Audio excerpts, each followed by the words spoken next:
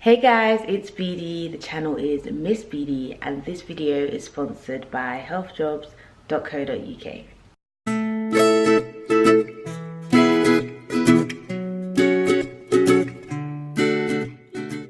In this video, I'm going to go over my optometry uni interview experience and I'm going to give you guys some tips for any interviews that you have coming up as well. So this actually happened a while ago, so bear with me. I think I got my email about my interview in, I think it was November 2011. And then I had my interview I think it was April 2012. I think it was around that time. Yeah, which is raw. That was ages ago. So from what I can remember, when you first got there, they had everyone in one of the lecture rooms. They had a little speech talking about the course and the years and blah, blah, blah. And I remember them advising us to move out and make sure that we lived on campus, which obviously was my only option because I'm from London and I went to Manchester, so yeah. I remember that really clearly, I don't know why. But then you're with your parents and everyone's with their parents and then you're kind of just scoping oh, who are these people, you know, that kind of thing. So from what I remember, they split us into two groups. One group had the interview first, then they had a tour, and then the other group had the tour first and they had the interviews.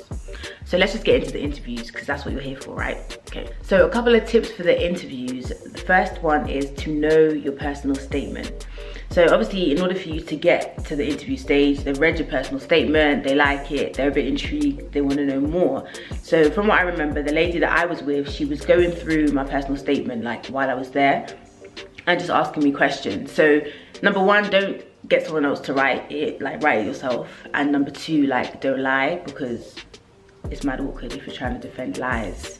Do you know what I mean? And they're looking at you and you're looking at them and it's just awkward, you know. Tip number two, I would say, remember your why. So think about why it is you want to study optometry and also why it is you want to go to that university, because they're going to ask you why you want to go there. I mean, you can do optometry anywhere. Well, not anywhere. I think it's 6 places, but you can do optometry at any other university. So why would you want to go to that university? So read up about the uni, read up about the course, and then have reasons as to why you actually want to go there. Number three, hella cliche, but be yourself. Obviously they want to know you and they want to know if you're suitable for the course and if you're suitable for the uni. So when you go there, just be yourself. Do you know what I mean? Be yourself. If they don't like it, then cool. So number four is a pretty basic one. Just make sure you're well rested the day before the interview. If you're going to be traveling far, maybe drive up the night before, or just make sure you have an early night. But you want to be well rested. You want to wake up you know, so that it's a great day. And the last tip that I have is about extra reading.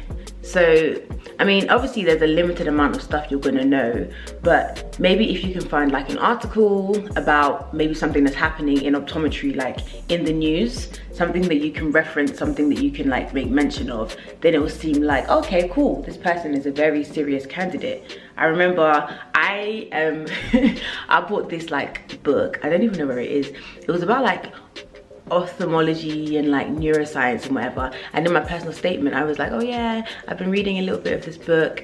And then she asked me about the book and then she was just kind of sis. And I was just yeah, I read a little bit of it, it was really interesting. And she was just looking at me no you didn't. But yeah, I still got in, so but yeah, just try and do I think the best thing was just try and look at what's going on in optometry in the media at the moment and just read something on that and then have that to say, because then it shows you're really interested in the career, the profession, and how it pertains to life.